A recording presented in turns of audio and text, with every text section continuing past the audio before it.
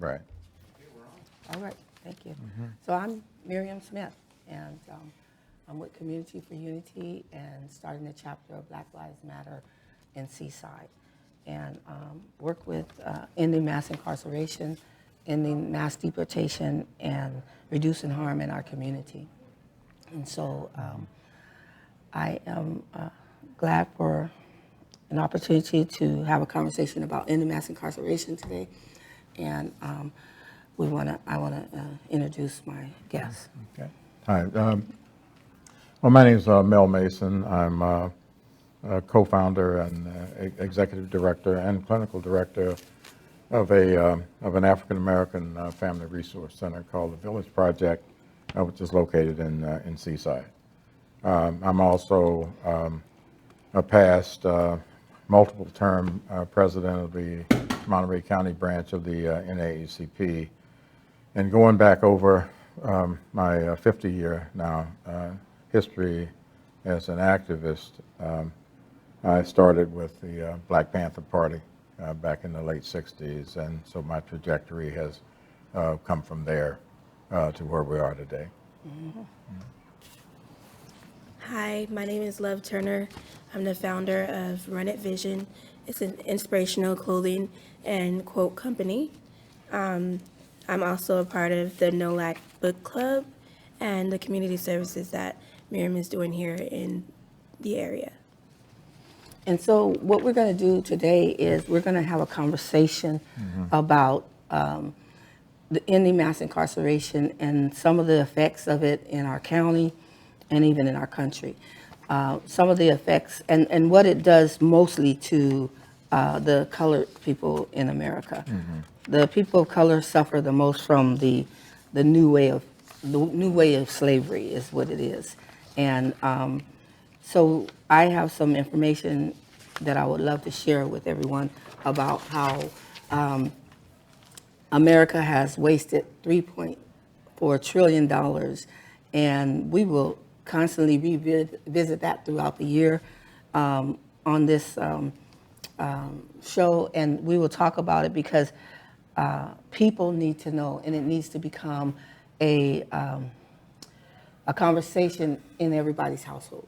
People need to talk about other ways that can be, how money can be spent instead of spending money on prison-industrial system to help make the rich richer and to help the people create slaves. It's been since back in the 80s that people were getting paid $1 and 20 something an hour, and today, in the last 3 decades, during this $3.4 trillion waste, people are getting $1 and 30 something cents an hour.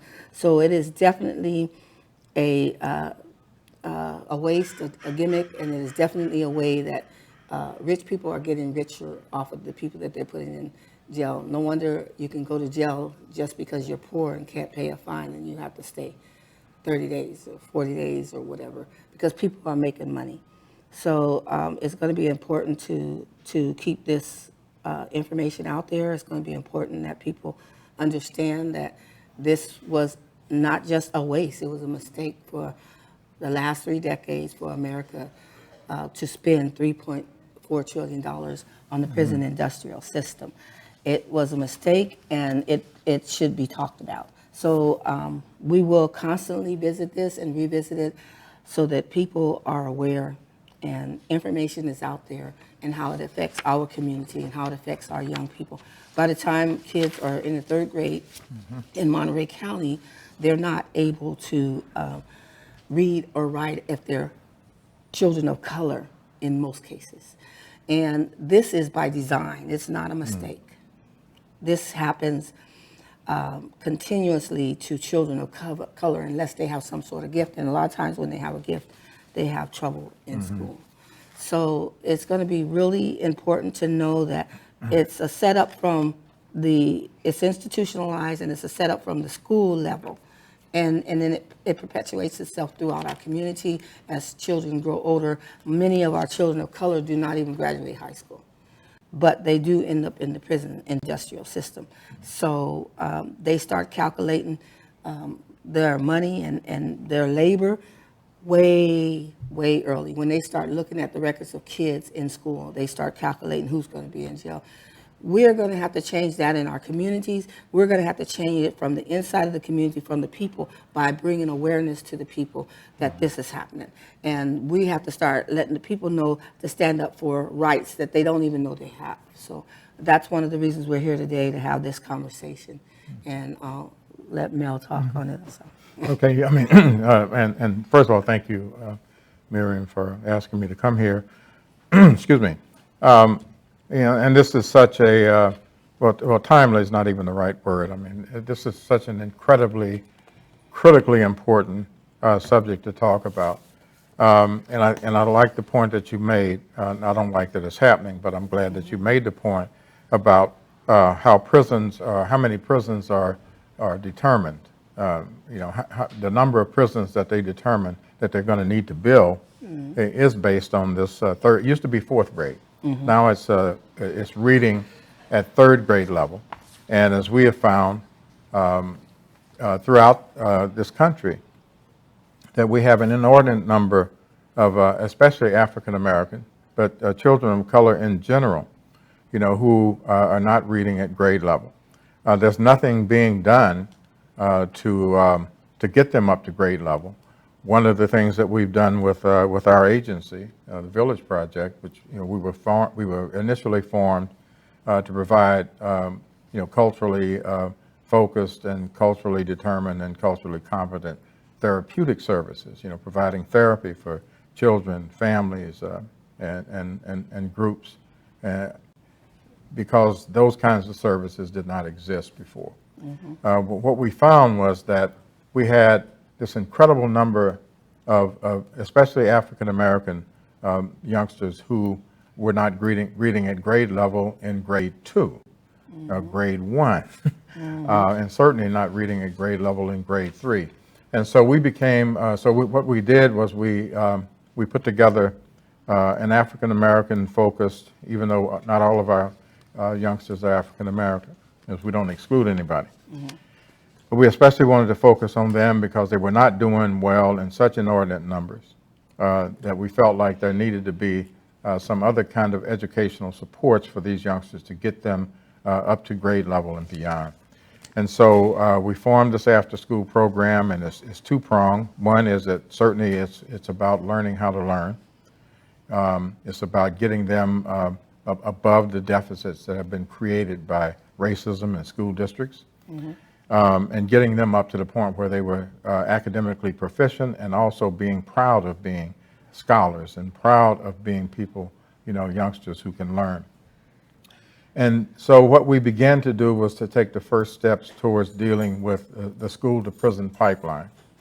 And while we need to deal with this issue of mass incarceration, and I think any of the organizations that we have that spring up out of our communities are going to have to take this on as a seriously big issue. And we're involved with other organizations as well that are dealing with the school to prison pipeline. But we can't afford to forget that we have youngsters, who are just beginning to get into the pipeline. And so our thing was to be both interventionist and also preventionist. And so by doing what we're doing now, by getting those youngsters who are not reading at grade level, getting them into our program, also being able to provide them with clinical services as well. We're just not your ordinary everyday after school program.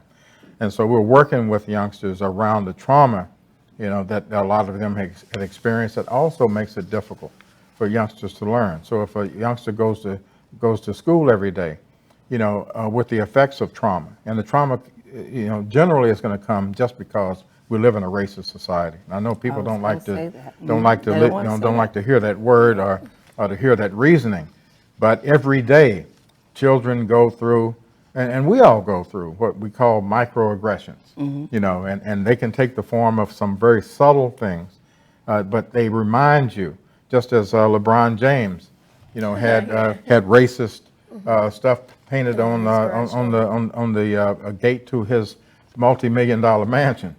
And then he had to come out and say, that being black, in the United States is still a very, very tough thing to deal with. And so, but for us, in talking about mass incarceration, what we're doing is cutting off the school to prison pipeline. And I think a lot of our organizations, not just the Village Project because of our particular mission, but all organizations and churches and other groups that come out of our community are going to have to take this on as a very, very fundamental and critical issue. And so the school districts are not going to do it.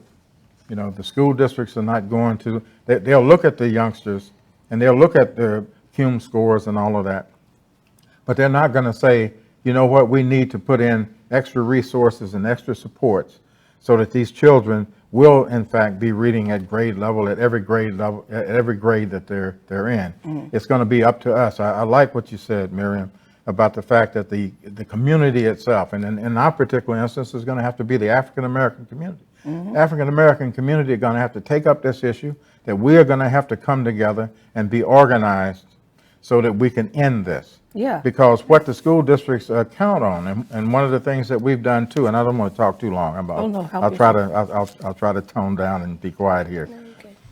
But one of the things that we found early on was that the school districts sometimes, and we have to talk about suspensions and expulsions. Yes. As also being a part of the mechanism, that gets our kids shot through the school to prison pipeline. Yes. As well. We did a study not too long ago, and what we found was that when they suspend black children, and they suspend them for reasons that they don't suspend white children for, that what it takes away from those youngsters when they are out of school, and Lord help if they get expelled, what that does, and they have some alternative kinds of schools and stuff that really do not provide any kind of real education for our youngsters. There's no sense of support from black parents or brown parents in any of these school districts, because, and what we've noticed too is that with white parents, there's all this outreach and there's all this engagement and there's all these supports that are there when their kids are not doing well.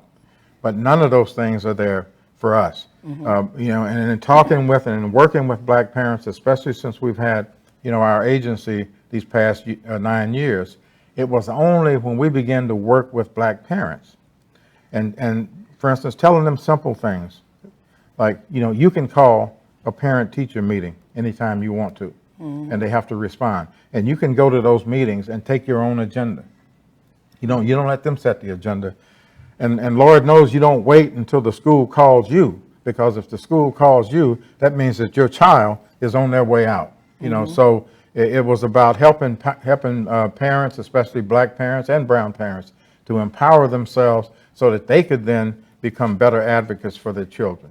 I have not met a parent yet that doesn't love their children. Right. And one of the things that school districts continue to purvey, is this racist stereotype of the black parent, in many cases a black mother, who doesn't care about their children. And we know better than that. We know better. But if they can get that out there, and that the mainstream, media or any other, transmission of information to people gets hold of this mythology, this racist mythology, then what people would then begin to say is that black people are bringing this on themselves. Because if they only cared for their children more, then their children wouldn't be part of what we know as the school to prison pipeline. So our work is cut out for us. Apologize for going on and on, but this is something that is really, really critical for our community. It's critical certainly for our youngsters and our families, and it's something that has to be ended, and the only people who can end this is us. That's good. Appreciate that. And then taking it back to what he said about pride, taking it back to what he said about pride and our parents not caring enough for us. I believe, since we're having a conversation, I'm not going to state any facts. In my opinion, when you praise a child, even when they're having difficulties, they begin to work even harder Yes. or better because you gave them praise. We're in a school system where if a child messes up or if they continually come back with bad grades, the teachers are starting to get fed up. They're giving up on that child. So they're sitting here thinking that, okay, their parents aren't doing anything at home, so I'm not going to do anything. But a lot of times we have parents who are unable to do anything at home because of their educational level. So they go as far as they can, they do as much as they can do. And then their dependency, a lot of times are the after school programs. And their dependency is on the school. But then you have these teachers and you have these districts who think that the parents don't care about the education. They don't understand that the parents are not educated enough. So if we can get more teachers focused on giving children praises instead of a little bit of an attitude, or I'm not going to focus on you anymore because you're not doing well. Let me focus on this child because they're excelling. Well, if that child is excelling, focus on a child that is having the problems and that needs your support and that needs your help. So, I lost my train of thought. No, that's, That's good. it's really critical. I'll jump in right there. We're all going to talk about this issue because this is a conversation that should be in people's houses. And how do we break and dismantle racism? We do it through having that conversation that people avoid continuously. And I want to go back a generation to my mom and dad, because as Mel was talking about kids in the school system and bringing up that nerve in me where they say parents don't care. And, we are measured up to a white society. We are measured up to how white people think, how they educate us. So everything is pretty much whitewashed, but we are a different culture and we don't know how to fit into that society. So we don't know how to fit into that ideal that they have of us. So we have not been accepted as a black culture, black community of people for who we are. If we don't measure up to this cookie cutout shape or to this ideal, then we don't care, or we don't, the etiquettes in our country is not even coming from black culture. It's coming from white culture. So if we don't teach our children like that at home, we don't do those things at home, we're survivors. We're trying to survive because there's so much thrown at us and so much oppression and so much against us. So as we're surviving, then our kids are learning survival techniques that are different from what white kids have to learn. And our survival techniques, they might get to go swimming. We get to go flying and trying in our city. Otherwise, we get to go, we dive, but we don't dive in the ocean. We dive into life trying to figure out which way to go without falling, floating, or dying, through drowning over the oppression that we have. And I hope, that made sense, because what we get to play with is not the same thing as what other kids get to play with. And when I say I will go back to my generation, is my mom worked at Jolly Green Giant in Watsonville. She got up early in the mornings before we went to school. She went to work and she got off got home about 8 something at night, fixed our dinner and put us to bed, and we get up and go to school.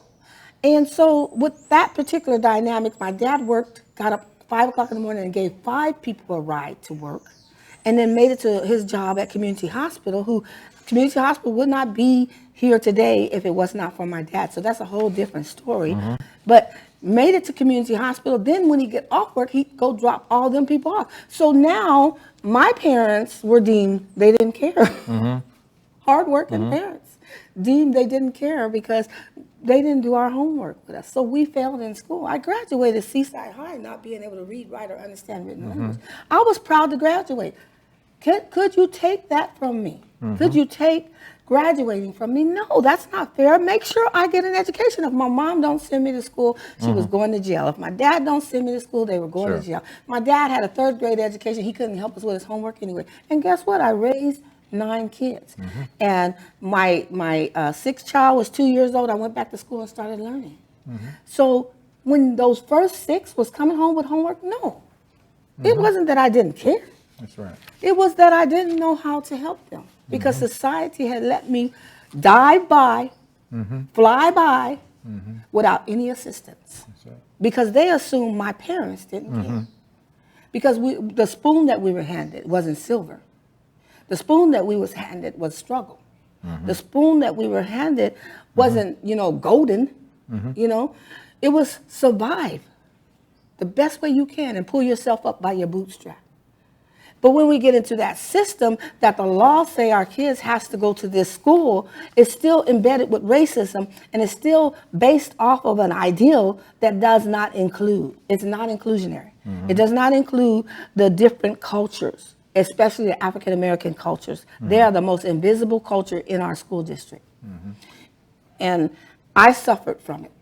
My children suffered from it. So as a result, I'm an advocate for kids with disability. I'm an activist in my community because of the suffering that now takes us to when Reagan in 1982 decided to do the war on drugs. It wasn't really a war on drugs. I perceive it and see it as a war on black people. Other people got caught up in it. It was a war on colored people. Latinos and got caught up in it. So many people that were at a disadvantage got caught up in this war on drugs. And now we see that as a mistake. We see it, I want to show this because we see this as a $3.4 trillion mistake. Mass incarceration should have never happened. It's over in the last 3 decades, it's 230% more than what it should have been. If it would have kept its trend, kept going, now they haven't changed the wages of what they're paying the prisoners in jail. In 30 years, it's went up about 10 cents. So if they would have kept the consistency of putting people in jail at the rate they were 30 years ago, then we wouldn't have a waste. And the biggest problem that we have out of that, and if you look this up, the $3 trillion mistake, the biggest problem that we have out of that is California. California has spent $5.5 billion in the waste in the last 30 decades. Then I think it was New York that spent California spent $505 billion. I'm sorry. New York spent 297. Texas spent 196. And all this is a waste that America has spent to house prisoners for profit. So our kids, people like me that are poor and like my parents, poor, working poor, or however, our kids get caught in the system and they're looked at as bad because of the color of their skin. Not because the system is right, not because justice is being served. When you want to keep punishing somebody for the rest of their life for something they do wrong one time, or maybe twice, or maybe 3 times. Check yourself. There's some skeletons in your closet and you've done wrong several times and haven't been caught. So we got people that have done wrong 2, 3 times and you want to punish them for the rest of their life and then they're doing good for 20, 30 years. They're doing good for 10 years. I talked to a young man today at my grandson's graduation, and he says, I've been clean and sober for 13 years. And look good, doing good. But for the rest of his life, he has to suffer for the crimes that he did in the past. We can't keep punishing people. We can't keep taking revenge out on people. It's like, the DA will say, well, what about the victim? Well, that's revenge. How long do you want to take revenge out for the victim? You really want to get paid and use excuses to keep getting paid for prisoners, in the jailhouse. So those are things that we really have to look at when they deem and say black people don't care about their kids or brown people don't care about their kids. I had to struggle with a second language because I didn't understand the language that they were speaking to me when I was graduating from school and raising kids. I was just happy to be a mother, happy to be, surviving and everything, and just wanted to be respected as a human being. But that is not always the case because people look at you and frown at you. And if your kids don't do something the way they think that they should, then they talk about them. Oh, she don't know how to. No, I don't know how to be white. No, I don't know how to do it the other way. I know how to be a black mother who was deprived from certain things in life. And I had to struggle. And I want to share one other thing, and then I'm going to allow Mel Mason, just say whatever you feel is up to you. But I want to share, I was at a meeting yesterday for one of the children, and you know, I'm there at this meeting, and they say to the kid, they say to me that this kid forced out a gas. So he lifted his leg up and used gas, and let gas out. And I said to myself, forced out gas. Now this is a kid that's in special education. He's an African-American kid. And so I'm calculating this now, right? So, and then they had the kid come into me and they said, you did, right? You forced it out, right? And he said, yeah. And I'm saying to him, so I talked to the kids later. I talked to the kid later, and I find out, well, just automatically, you know. I said, well, why'd you raise up to do it? And he says, it's just automatic. So you got a learning disabled kid in school, and people are saying words that he never even used in his life. I said, do you know what forced means? He said, no. I said, why'd you let him put that in your mouth and in your head? And he said, well, I said, you don't agree with people just because they say it. They set our children up constantly, and sometimes they don't mean to. Sometimes it's subconscious, but I'm looking at this kid. And so I said in the meeting, I said, first of all, this is a poor kid, a poor family, a black kid, and you didn't buy his food. He has a intolerance for lactose intolerance, you know? And I said, and so unless you buy his food and he can properly eat right, then this kid is not doing stuff like this on a forced. This is happening because this is a problem in the kid's system, and he can't eat the right thing because the right thing is not coming to him. And they're already talking about dropping food stamps and everything, but when kids have issues and problems, they are not eating right, they cannot eat right. I said he gets free lunch at school. They don't give him no special lunch, it's free lunch, right? I said, so he's lactose intolerance. He can't have all that stuff, but he has to eat to survive. And I said to them, I said, so you can't do this to kids. You know, you can't do this. I mean, I said, I have to come to the defense of something like that. Now, this might say, and most, oh, that's so bad. Yeah, because you were able to successfully work through issues with your children. But poor people, and especially black poor people, cannot successfully work through those issues with their children because the finances, the diets cannot be that type of diet that will stop a kid from having gas all the time. So this kid was being bullied at school all the time, and we were addressing the bullies, and kids calling him Sandy Stinks, and kids calling him names, all kinds of names and stuff, and we were addressing that. And these people want to say, well, he forces it out. Well, of course. I'm not going to sit there if gas is coming out on me and hold it in, because it's more dangerous to hold it in than hold out, and he's been taught that.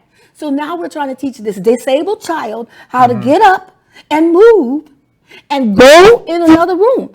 It may take a little time, but we're still working on that with this disabled child. He's not intentionally being the way he is. He's just poor, disabled, and he's deprived. He's not included in enough stuff to even understand how other people practice.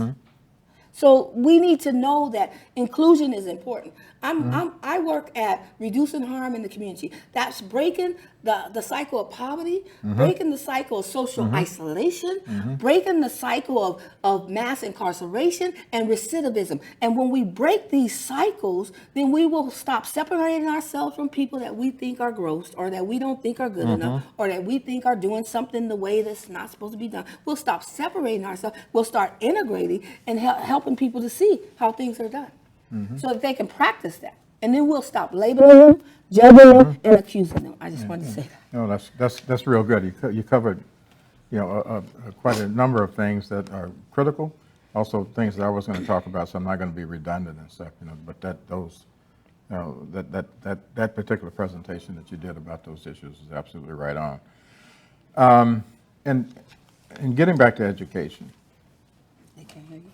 Huh? The mic. What's wrong with my mic? Yep. Okay. So sorry, my freshman Miriam's mic. Oh, okay. If Oh, Morris says continue to go ahead, and I'm going to sneak in and fix it. Please continue. okay. Sorry. Just go ahead now. Okay. Oh, you thought my name was Mike? Okay. Okay. I'm sorry for whoever was watching for this brief moment of interruption. But going back to when I was in the Black Panther Party, and this is quite a while ago, and so the fact that we're talking about these issues today, you know, is actually pretty pretty profound because that was an issue, those were issues that we were dealing with at the time. Oakland Unified School District, when Huey Newton, who was the primary co-founder of the Black Panther Party and who was one of the brightest individuals I think any of us had ever met, had actually been deemed as uneducable by the Oakland Unified School District.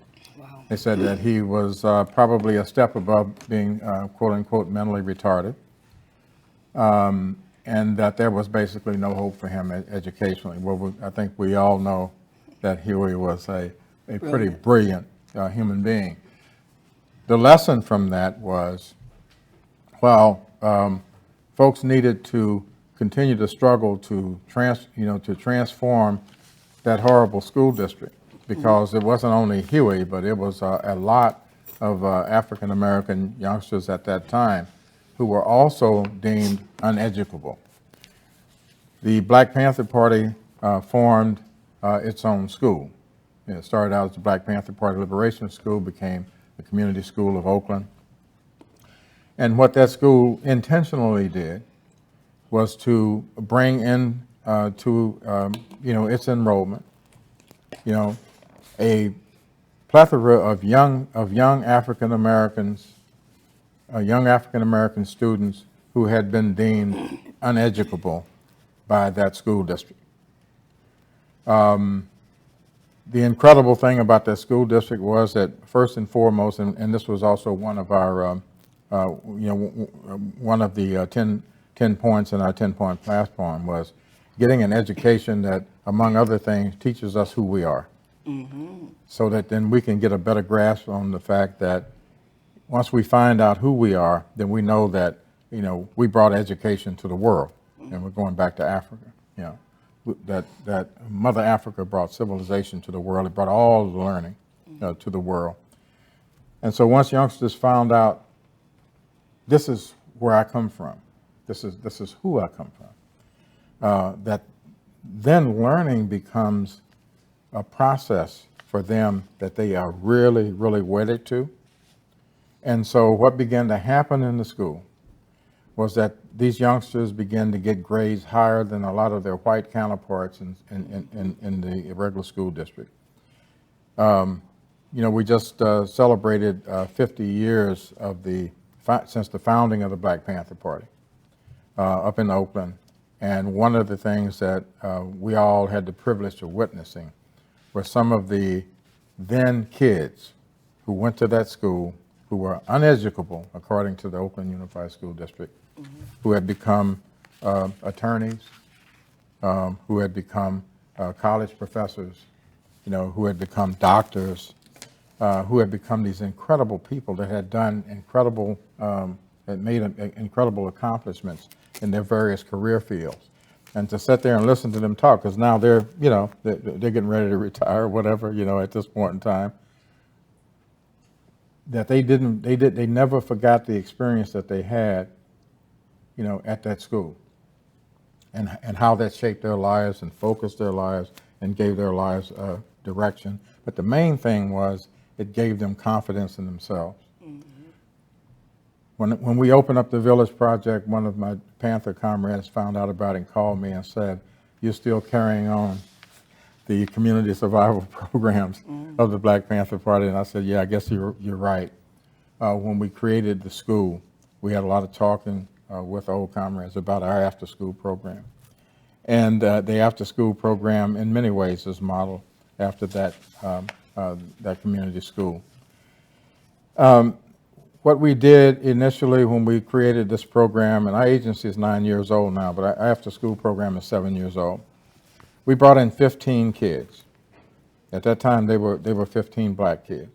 They were 15 kids who, in some cases, had been kicked out of after-school programs at their various schools. And some of the kids actually were not allowed to go into the after-school programs because their reputations, quote unquote, were so bad. Almost all of the kids were flunking. And it's not that we didn't want to hold them responsible and parents responsible to a certain extent, but we also knew that the schools were not being held responsible for anything that they weren't doing for these youngsters. And so we brought them into our program, those 15. We later called them the Fabulous 15. We didn't call them that at first, but we did call them that later because they ended up setting the bar really high in our after-school program. Because at the end of that school year, not a single one of those youngsters had failed. Not a single one of those youngsters had been kicked out of school anymore. Wow. You know, they had transformed to the point where the school teachers were calling us and saying that they didn't recognize the kids anymore. They didn't recognize them because the kids were behaving in ways that they always had it in them to behave.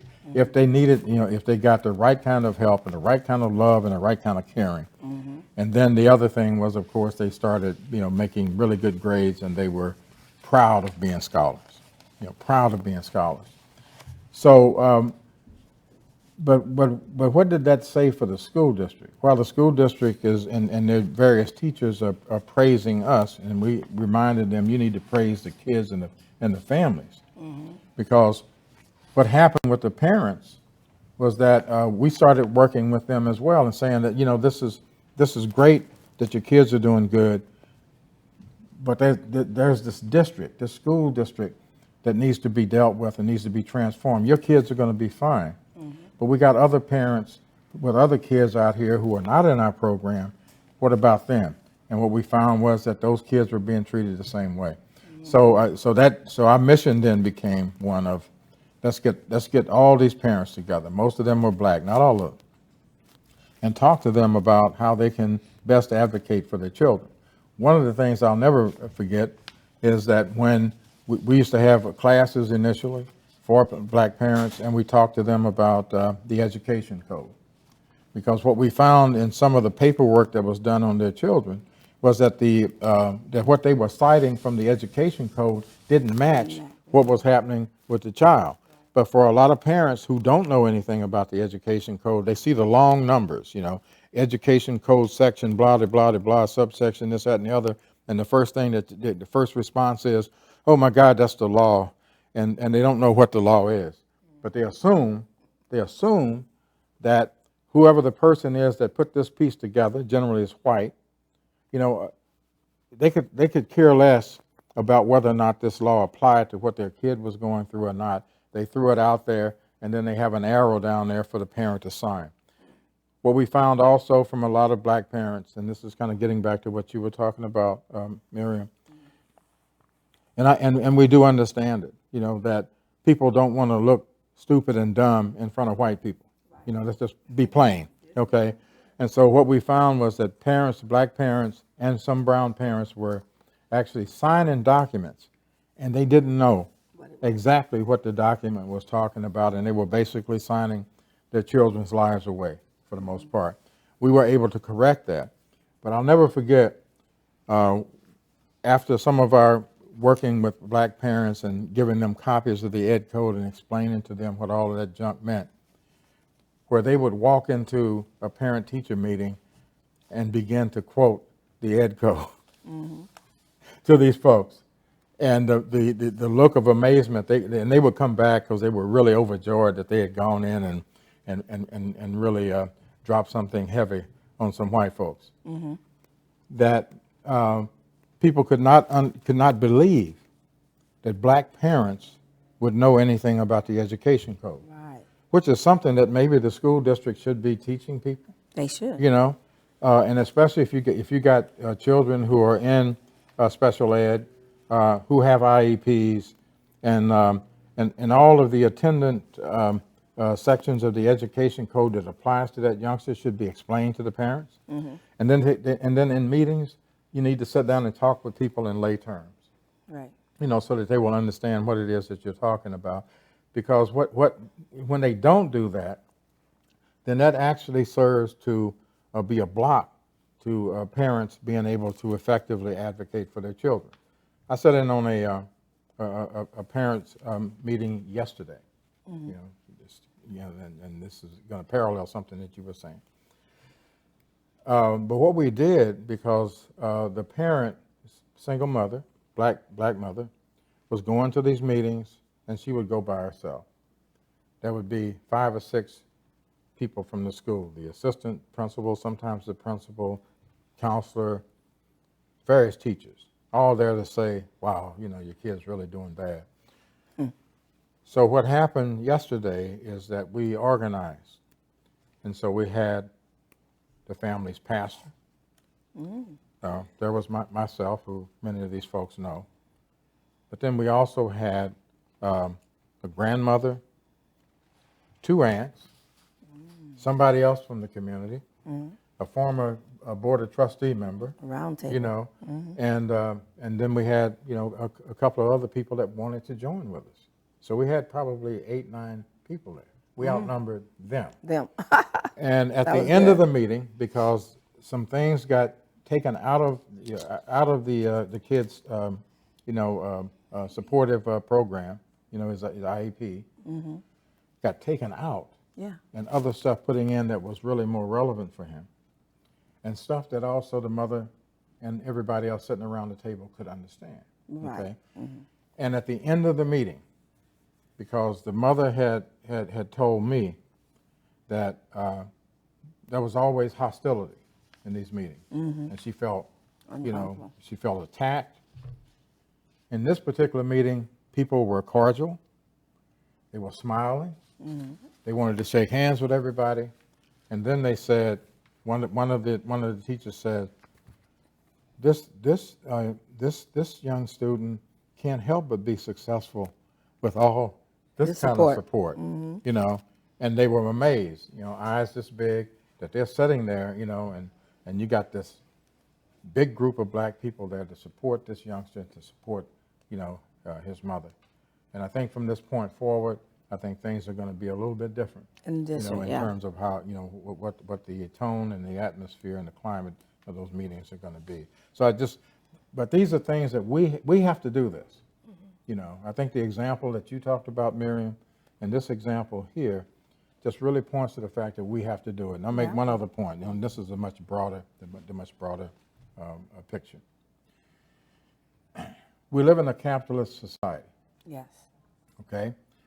A capitalist society is based on what? It's based on profits, you know? And as long as we understand that, then we know what kind of fight we're going to have.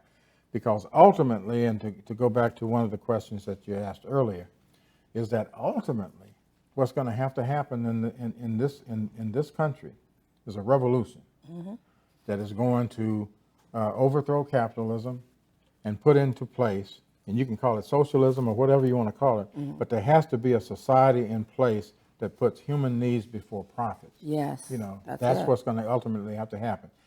That's what, you know, this is the Black Panther in me speaking right now.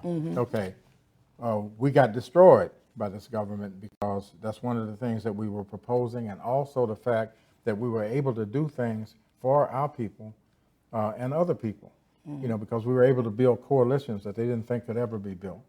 But we were able to do things for our people, for poor people, and for oppressed people in general that the government wasn't doing.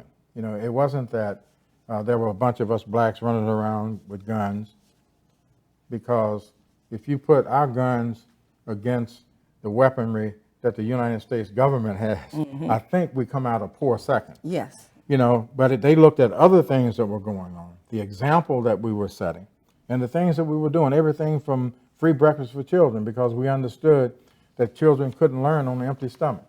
You know, like we said, you know, you got missed meal cramps and stuff. It kind of takes precedence over whatever else is supposed to be in your brain. When they looked at all those things that we were doing in the community, the free medical care, you know, now that, you know, medical care is a big issue, right? Well, we had free medical clinics and stuff throughout the country, you know, giving free medical care to black people who had never seen a doctor before. That was good. You know, That was real and good. so those are the reasons why the government came in and smoked us, you know. Right. But we can ill afford to forget, though, that the overriding philosophy that was behind all of the things that we did was the need for us to have a society that was much different than the one that we have now that puts human needs before profits. Prisons are profit.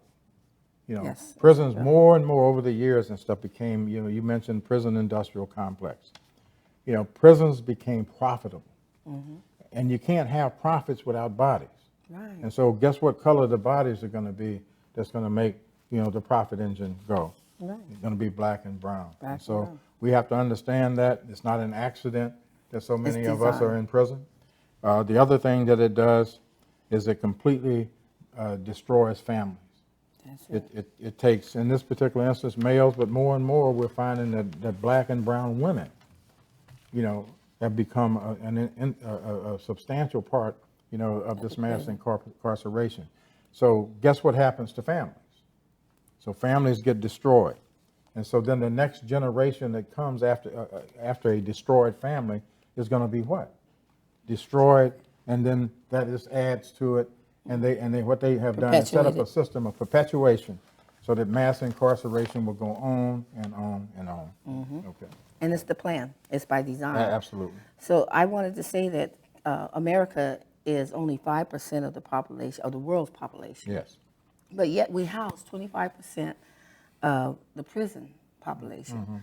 The crazy thing about that is these people are black and brown. Majority of them are black people, then brown. And what we really have to look at changing is how we look at black people, how we look at them, Sure. how we see and perceive them, how we understand them. The child I was talking about that has gas, we've been dealing with this issue since he was in the 4th grade. He's in the 7th grade now.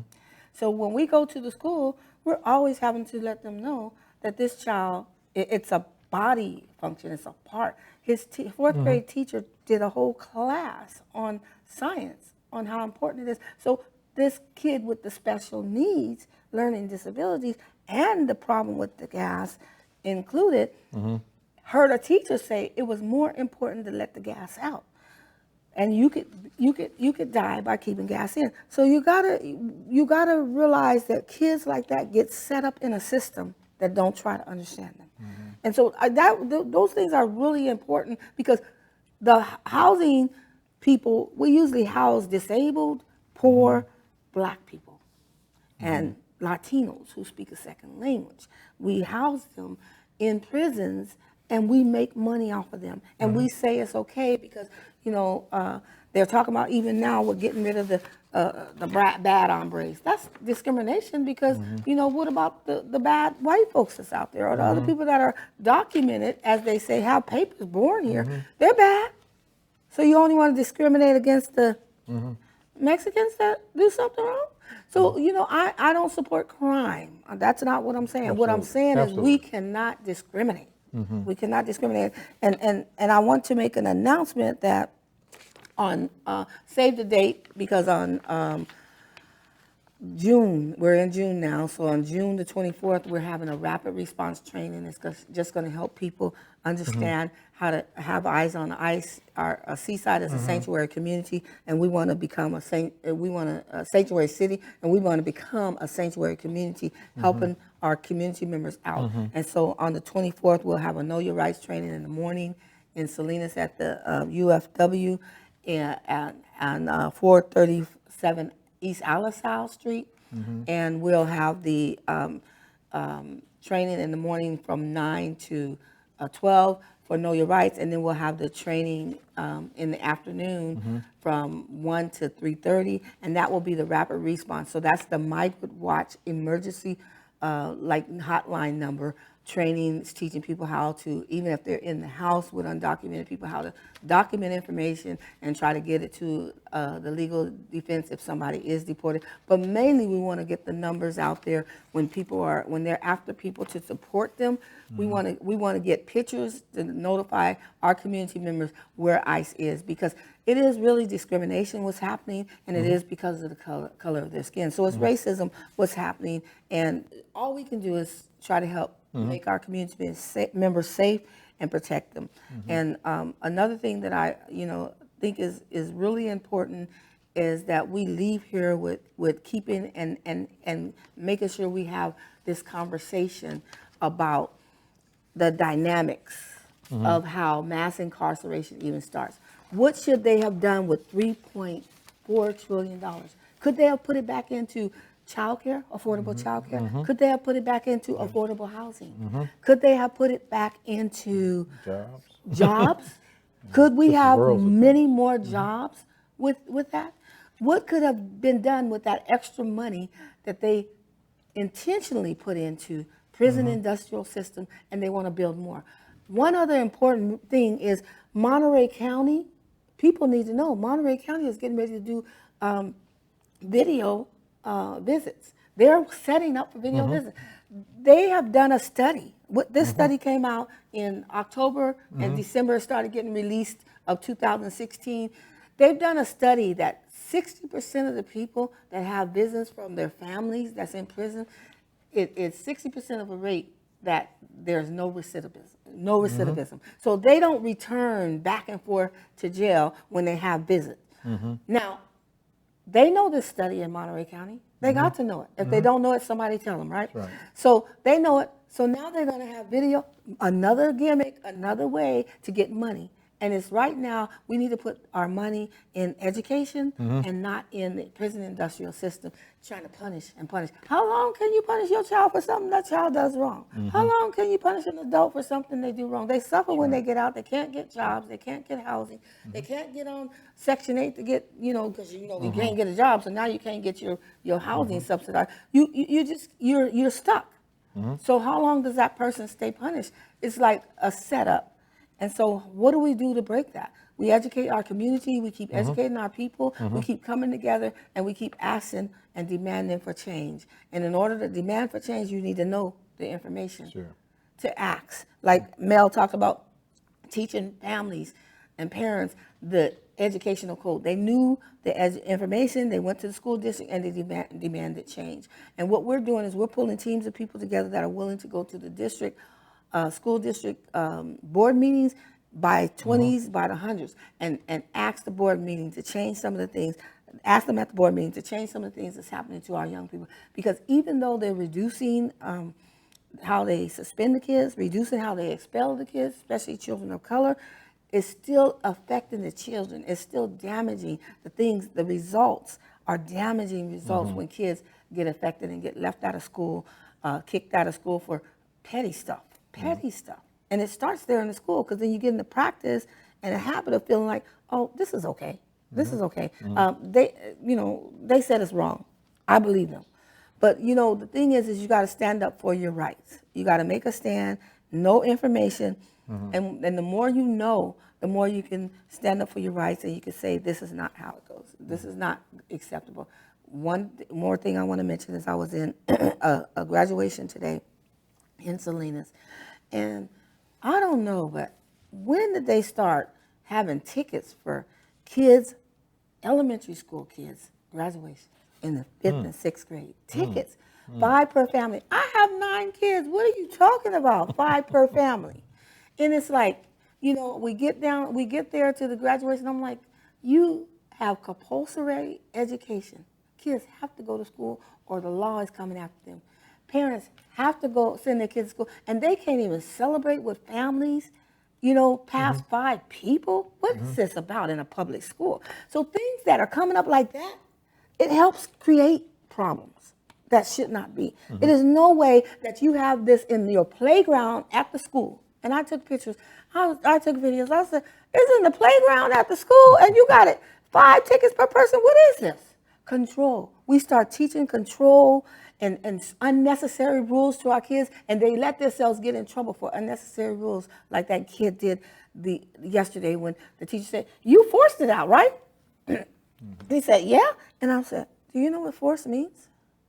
Did you make yourself do that? No, it was automatic. So we allow control to happen in systematic systems, and then we don't do anything about it. And this is majority Mexican people that were there, and probably a lot of migrant children that are going to this school, and they don't know their rights. And that's why we do trainings of knowing their rights, and because we all are important in this community. Absolutely. And so we all need to work together to help keep our community safe. And I think that they're taking advantage of these parents because they don't know the rights. If you let them do that in elementary school, then what next? What next? So, Thank you so much for tuning in to our show, and we don't want to belabor you, but we just really thank you for watching.